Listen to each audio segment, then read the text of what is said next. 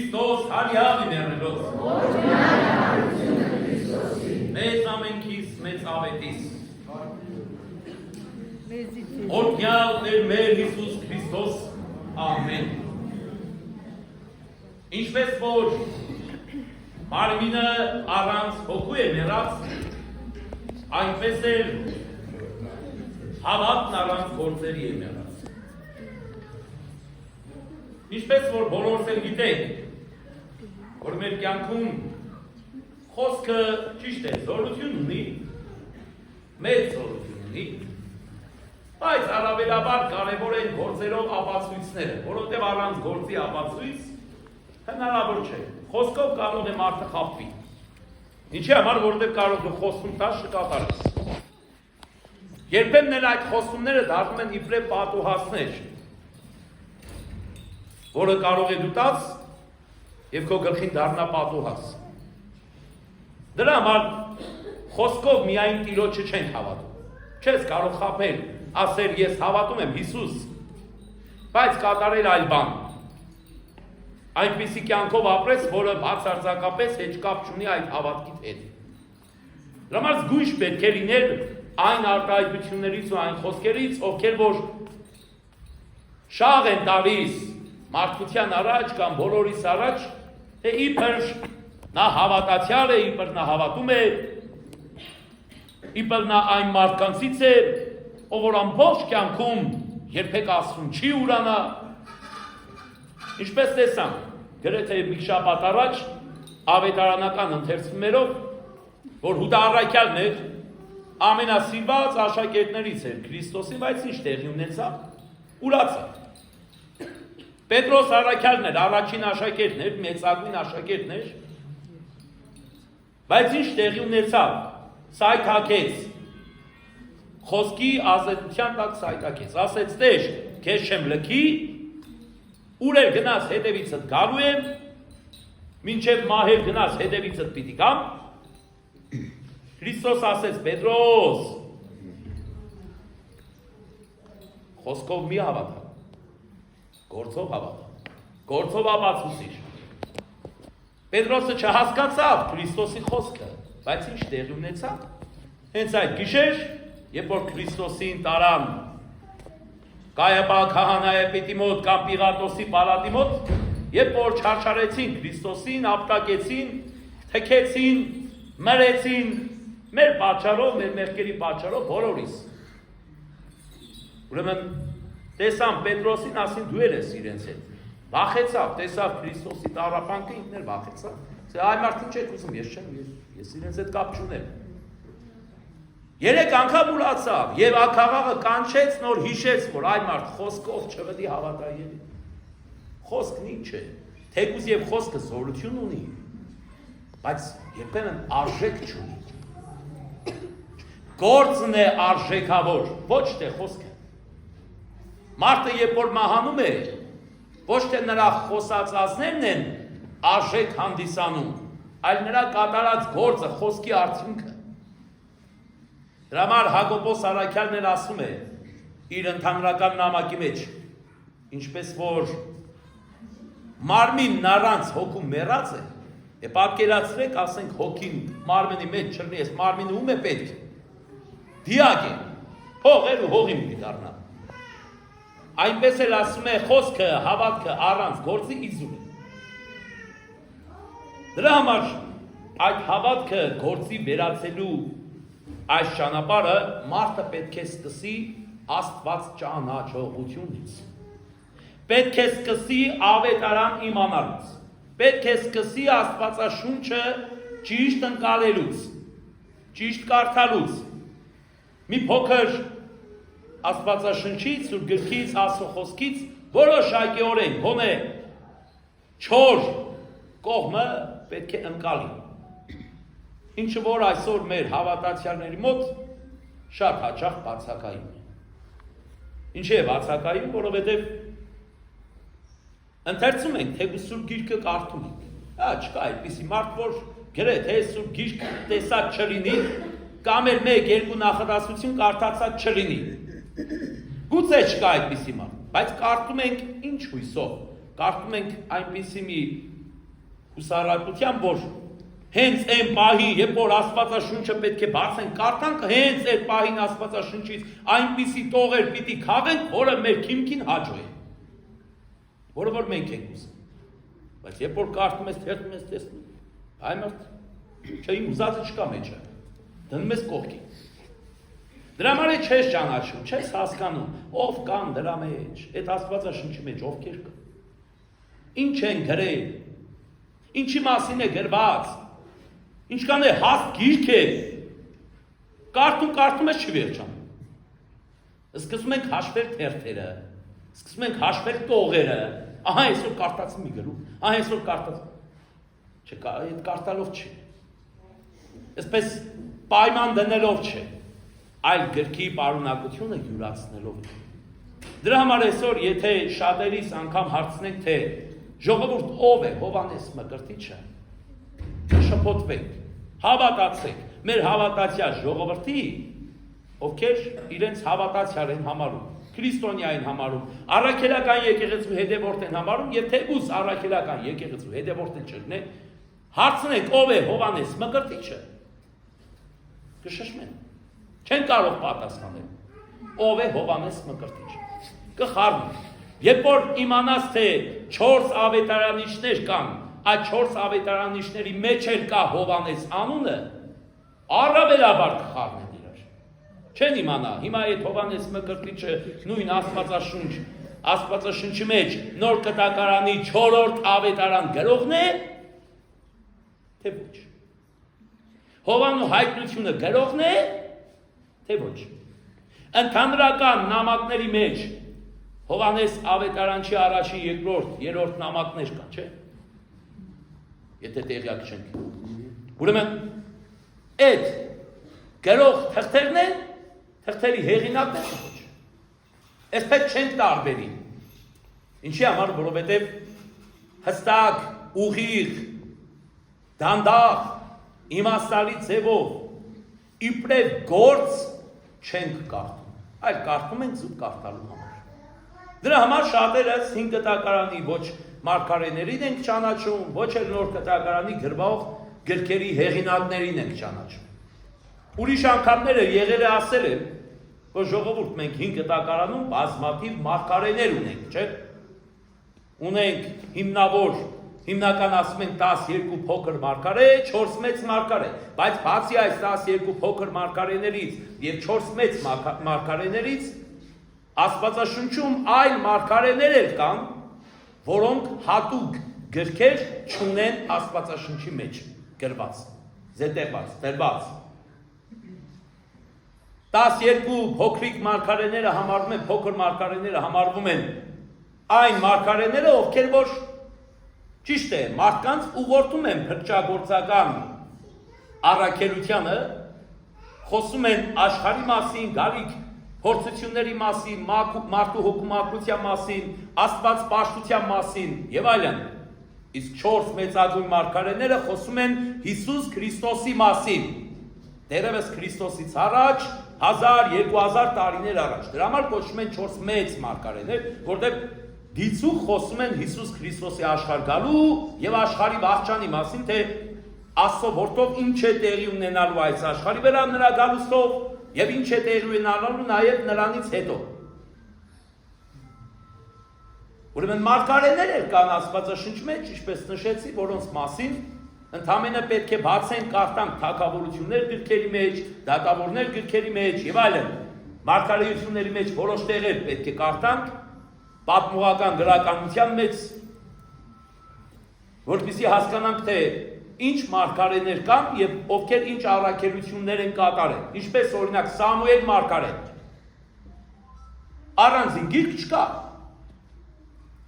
Նաթան մարգարեն, առանձին գիրք չկա։ Բայց մեծագույն մարգարեներ են, նրանք անգամ շատ զորավոր։ Եվ այսպես, նույնն է Հովհաննես Մկրտիչը, կամ հասնեմ խոսքից բուդիմաստին, Հովհաննես Մկրտիչը, նույն զորավոր մարգարե է, Քրիստոսի ժամանակաշրջանի մարգարեն է, լրումն է, ինչպես ուրիշ անգամներ եղել է, ասել եմ, բոլոր մարգարեությունների մարգարեն է համարվում Հովանես Մկրտիչը։ Ինչի համար, որովհետև մյուս մարգարեները ձգտեցին, խոսեցին, բարձրաձայնեցին, աղաղակեցին Քրիստոսի գալստյան մասին, բայց չտեսան Քրիստոսին։ Իսկ Հովանես Մկրտիչը խոսեց, գործեց եւ տեսավ, աչքերով տեսավ այդ բնությունը, դիմավորեց, անգամ մկրտեց, դրա համար ինչի համար է կոչվում կարապետ, դրա համար մեծագույն մարգարե Հովանես Մկրտիչը համարվում մեր քրիստոնեական եկեղեցու մեջ։ Եվ Հովանես Մկրտիչը մինչև անգամ շատ հաճախ համեմատվում է Եղիա մարգարեի հետ, ինչպես Հիսուս Քրիստոսն էլ ասում է, երբ առաքյալները եկան տեղեկացրեցին Հովանես Մկրտչի գլխատման մասին, թե ինչպես Հերովդեսը իր անառակ կնոջ, այսինքն եղբոր կնոջ հետ միասին սպանեցին, գլուխը կտրեցին Հովանես Մկրտչի, որպեսզի չբարձրացներ այն անեծքը, որը որ ունեին կրում էին իրենց վրա։ Եկան Քրիստոսին ասեցին, Քրիստոսն ասեց, ուրեմն կատարվեց մարգարեությունը, Եսայի մարգարեությունը, որ անապատում կանչողի ձայնն է, պատրաստեցեք Տիրոջ ճանապարհը, եւ այդ ճանապարհ հարթողը եկավ, խոսեց, քարոզեց, եւ այսօր հասավ այն օրվան, որ պետք է սրբացվի, այդ մարգարեն պետք է սրբացվեր։ Եվ շատերը խոսում էին Եղիայի գալուստի մասին, ասում է, բայց չէ որ ասում է Սուրբ գրքի մեջ, ասում է վարդապետ, որ նախ Եղիան պետք է գար։ Ասում է Եղիան եկավ, բայց դուք չճանաչեցիք Եղիային։ Եղիան հենց ինքը Հովանես Մկրտիչն էր։ Եկավ, չճանաչեցիք։ Շատերը մոլորվեցին, գիտեք այս խոսքից, որովհետև մտածեցին, որ ուրեմն Եղիան, Եղիայի հոգին իջել է Հովանես Մկրտչի վրա, ուրեմն ինքը հենց Եղիան է, Հովանես Մկրտչի կերպարանքով է եկել։ Այսպիսի մոլորության մեջ մտան։ Բայց չէ, Եղիան առանձին մեծագույն մարգարե էր, ինչի համար էր համեմատվում Եղիան Հովանես Մկրտչի հետ։ Որտեղ Եղիան էլ նույն աղաղակող մարգարեն էր,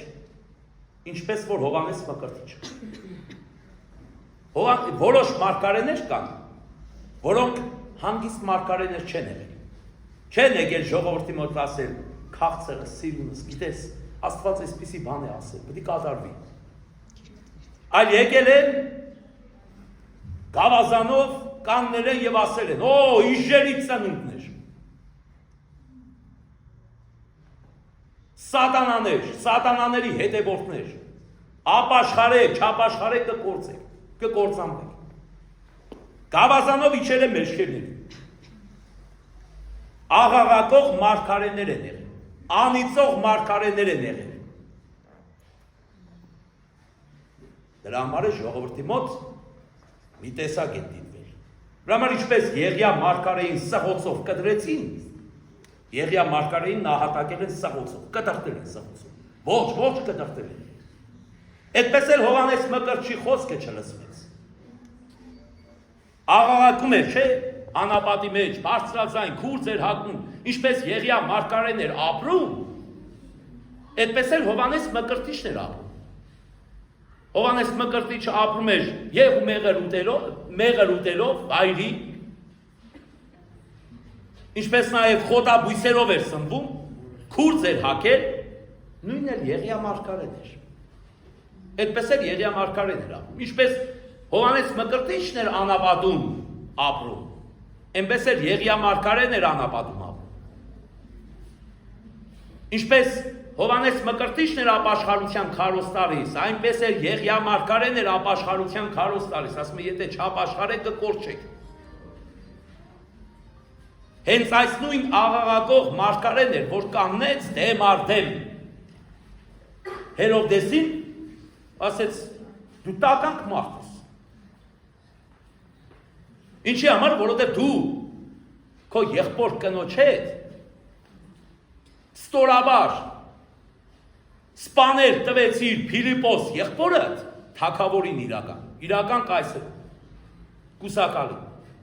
որպեսզի եղբորը կնոջը կնության առնեիր, թագավորության գլուխ կանգնեիր։ Էսի դուր չեկա, ոչ Հերովդեսին, ոչ Հերովդեսի կնոջը։ Ասեց, ես որ սկսել ես սենց խոսել, ես շատ բաներ խոսել, լավ չի լինի մեր վիճակը։ Սպասի սրան պիտի բանդարկեն, որ բերանը փակեք։ Եվ սկսեցին ինչ սուտ տեղեկություններ ասես Հովանես Մկրտչի գլխին թափել։ Ինչպես այսօր էլ է նույն բանը։ Այսօր աղաղակող հոգևորական չեն սիրում։ Այսօր ճիշտը բարձրաձայնող հոգևորական չեն սիրում։ Այսօր մեղքը բարձրաձայնող հոգևորական չեն սիրում։ Սխալը տեսնող հոգևորական չեն սիրում, քննադատող հոգևորական չեն սիրում։ Սիրում են որ շոպլիկ հոգևորական։ Սիրում են որ անպայման քծնող լինի։ Մեղքը տեսնի ասում ո՞նչ չկող։ Աստված քեզ կների, Աստված քեզ Աստված էլի կների։ Բայց մինչև մեղքդ վերջը համբի Աստված չի ների։ Մինչև չապաշխարես Աստված չի ների։ Ինչպես օրինակ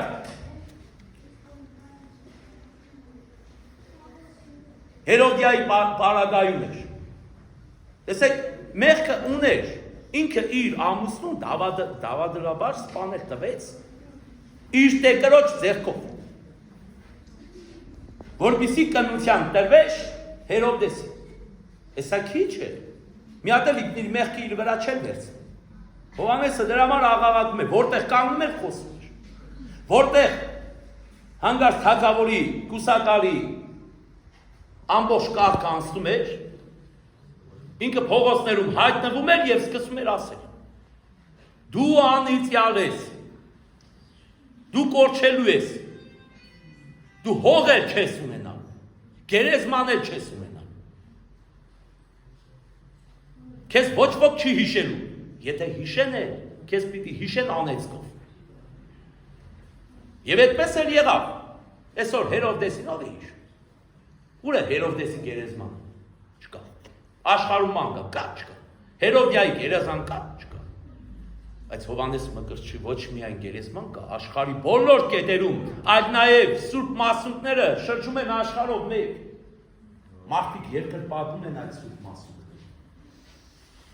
Այո, աշխարհի վրա կարող է դատապարտվես, կարող է քննադատվես քո առաքելության համար, քո գործի համար։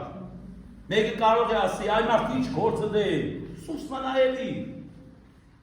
կյանքիցը ձեր ես քաշը։ Բայց Հովանես Մկրտիչը այն չվախեցողներից էր, ով որ չվախեցա, որտեղ ինքը գործով էր ապացուցում իր հավատքը, ոչ թե խոսքով։ Ինքը չէր ասում հրյանելի ման, ես հավատում եմ, հալելույա։ Ինչպես կամ այսօրվա աղանդավոր է, չէ, հավատում, հալելույա։ Բայց արդյունքում ինչ է տեղի ունենում։ Գործով այլ բան ենք անում։ Գործով համարձակ չենք։ Եվ այսպես էլ կատարեց Հովանես Մկրտիչը։ Եվ նրան բանդարգեցին այդ պատճառով իր համարձակության համար, աղաղակելու համար, բարձրաձայնելու համար, գործով իր հավատքը ապացուցելու համար նրան աքսորեցին, բանդարգեցին։ Եվ եկավ անգամ չարաբաստիկ մի պահը, այն պահը, երբ որ նրան պետք է գլխատեին, չէ, ասում է Սուրբ գրքի մեջ, Հերովդես թագավորի ծննդյան օրն էր, ամբողջ պալատականները ազնվագույն մարդիկ իբր հավաքվել էին, եւ ներս է մտնում Հերովդիայի դուստրը, որ Հերովդիայի եւ Փիլիպոսի դուստրն էր, այսինքն Հովանես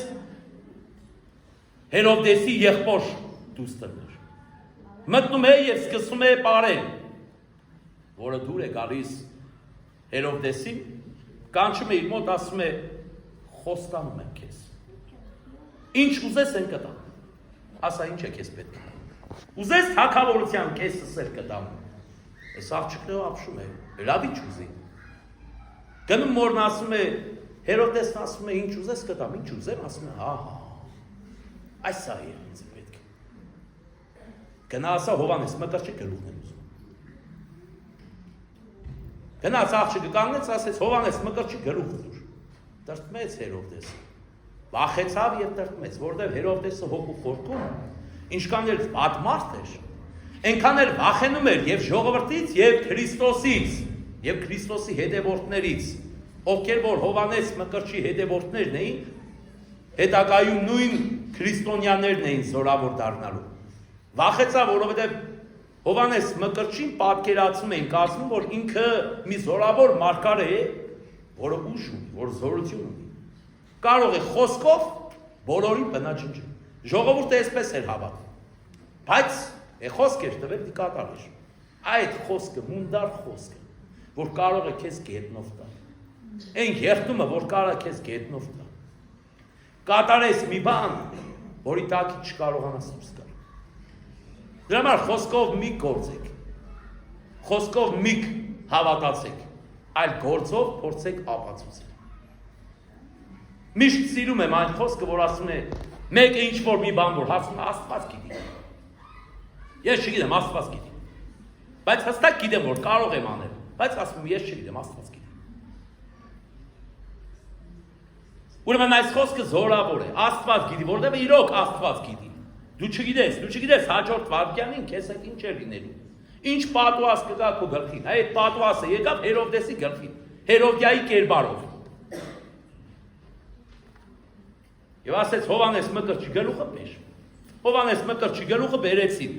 Տեսար Հերովդյան սիրտը հովացավ, գիտես թե դրանով վերջացավ ամեն բան։ Ինչը վերջացավ։ Անհող գերեզման դարձար։ Իզուտ հոսը կորավ։ Ոչնչացավ, բայց Հովանես Մկրտիչը ոչնչացավ։ Ոչ։ Հովանես Մկրտիչը իբրև սեր, իբրև աղաղակող սեր, իբրև գործող հավատք բաժանվեց ամբողջ աշխարհին, մասունքի տեսքով։ Որոնցից երկու մասունք անգամ Հայաստանում կա։ Երկուսը, մեկը Թադեոս Առաքյալի բերած մասունքն է, մեկն էլ Սավանության Գրիգոր Լուսավորչի բերած մասունքն է։ Երբ որ Գրիգոր Լուսավորիչը գնաց 300-ական թվականներին ձեռնադրվելու Կեսարիայում իբրև կաթողիկոս, այնտեղի arczepiskopos-ը նվիրատվություն արեց Հովանես Մկրտչի մասունքը։ Եվ այսօր, որ այստեղ է գտնվում այս մասունքը, Գրիգոր Լուսավորչի բերած մասունքն է։ Որ բազմաթիվ երկար ճանապարհ է անցել, որ եկել հասել է այստեղ։ Եվ դուք եք իբրև հավատացյալ, ձեր խոսքը գործի վերացած, եկել եք այստեղ, խոսքը գործի եք վերացել, եկել եք այստեղ։ Չեք հերվից կանգնած, ես Աստծուն հավատում եմ։ Ամերն եմ Աստծո զորություն։ Մենակ այս խոսքերով չենք ասել։ Մենակ չենք ասել, հա, Հովանես Մկրտչին ճանաչում եմ, գիտեմ ով է, թող նրա բարեխոսությունը իմ վրա իջնի, այլ եկել եք գործով ապացուցել, որ իրապես Հովանես Մկրտչի զավակներն են։ Եկել եք ապացուցել, որ իրապես ձեր հավատքը գործ է։ Թողել եք, չէ, ձեր տուն, տեղ, ամեն ինչ։ Այստեղ այնքան մարդիկ կան, բազմաթիվ գործեր ունեն, այնպես չէ, որ բոլորը պարապ էին։ Նստած էին, սպասում են տեսնեն Հովանես Մկրտչի տոն եւ պետք է գնան վազեն գնան եկեղեցի։ Չէ։ Ամեն մեկը մի առաքելություն ունի, մի գործ ունի, մի տուն ունի, մի հոգս ունի, մի դարդ ունի, մի ցավ ունի, բայց թողել եք ձեր հոգս ու ցավը, թողել եք ձեր դարդն ու ցավը, թողել եք ձեր ամեն ինչը, ձեր հոգին տվել Աստծուն։ Եվ գործով եկել եք այստեղ ապացուցելու ձեր հավատքը։ Դրա համար արժանի է ձեր հավատքը եւ այն ամենը ինչ որ Աստված տեսում է թակուն է, ձեզ հատուցելու է հայտնապես։ Դրա համար Աստված այսօր բարեհաճեց մեզ, տվեց լույս, տվեց ջերմություն, հնարավորություն, հատկապես մարմաշենցիներին, ինչի համար, որտեղ Մարմաշեն գյուղում ենք, գտնվում է այդպես ասենք։ Այս զորավոր եկեղեցուն Սուրբ Հովանես Մկրտիչ անունը կրող, որ չեմ դադարի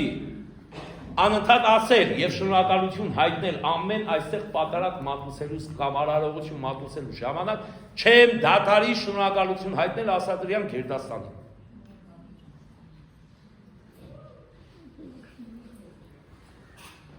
Ուրեմն Աստծո կամքն էր։ Աստված այդպես կամեցավ, որ այստեղ մի գողտրի կանգնում է եկեղեցին պետք է լինի Սուրբ Հովանես Մկրտիչ անունով։ Եվ այս տարի էր, այնքան հեշտությամբ, այնքան լուսավոր ձևով, այնքան խաղաղ ձևով, այնքան նվիրումով, ամեն բան իր հետևից Աստված կազմակերպում է եւ լինում է։ Մեծ ագույն շուկով նշեցինք այստեղ Ծաղկազարդի տոնը։ Մեծ ագույն շուկով։ Հովանես Մկրտչի ծննդյան տոնը մեծ շուկով նշեցինք։ Այսօր էլ նշում ենք Հովանես Մկրտչի գլխատման տոնը։ Եվ առավել մեծ շուկով, ինչի համար, որովհետև տոնի խորհուրդը կրկնապատկվեց այսօր առաջին անգամ եզակիորեն, որ կարող է չկրկնվել, եզակիորեն Սուրբ Հովանես Մկրտիչ եկեղեցի բերվեց Սուրբ Հովանես Մկրտչի մասունքը։ Եվ դուք օրհնություն ստացաք, զորացաք, լիացաք։ Եվ այդ օրհնությունը ձեր հետ այնքան շատ լցրեցիք, որ կեսնը կարող եք տանել ձեր հարազատների տակ, ովքեր որ չկարողացան գալ, ուզում էին, բայց չկարողացան։ Եվ այն աղոթքը, որ պատարագի ընթացքում մատուցվեց, դա է ձեր հետ միասին պետք է տանեք ձեր բնորան, ձեր ընտանիքներ։ Սրանից առավել մեծ զորություն, սա հենց այն աղաղակի ձայնն էր, որ կանչում էր անապատում։ Հենց նույն Հովանես Մկրտչի ձայնն էր, որ այսօր եկավ եւ դիպավ ձեր սրտին։ Ուրեմն թող մեր աղոթքը առ Աստված բարձրանա, խնդրենք Տիրոջը, որպեսզի Աստված ինչպես բոլոր սրբերի առաջնորդությամբ, բոլոր սրբերի բարեխոսությամբ այսօր էր առավելաբար զորավոր մեծագույն մարգարեի լուսավորչի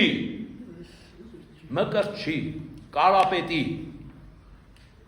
տված բարեխոսությամբ Աստծո օրհնությունը բոլորիս վրա իջնի այժմ